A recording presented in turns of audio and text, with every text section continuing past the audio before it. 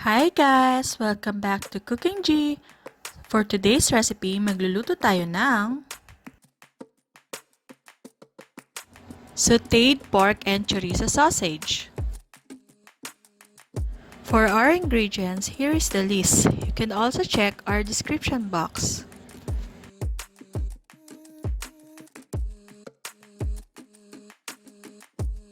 Umpisahan na natin ang pagluluto. Marinate the pork in Knorr Liquid Seasoning for 5 to 10 minutes.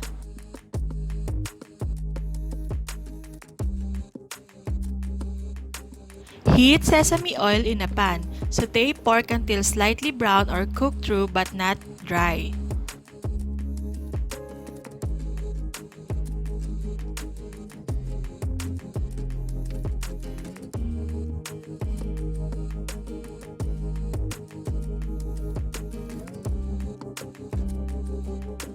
Add ground black pepper, then mix it well.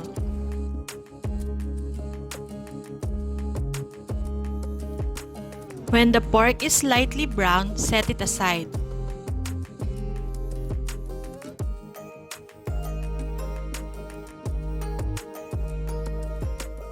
Using the same pan, sauté garlic, tomatoes, and chorizo sausage.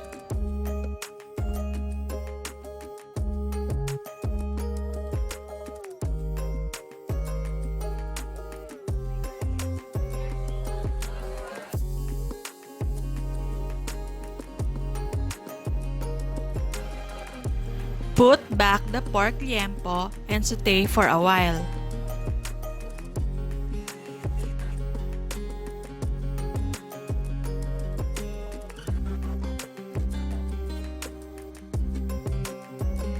You can add more pepper and Knorr liquid seasoning to taste.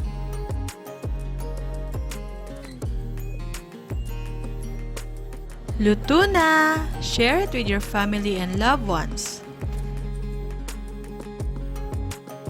Hope you like our recipe!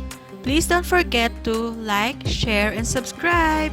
See you on our next vlog. Bye!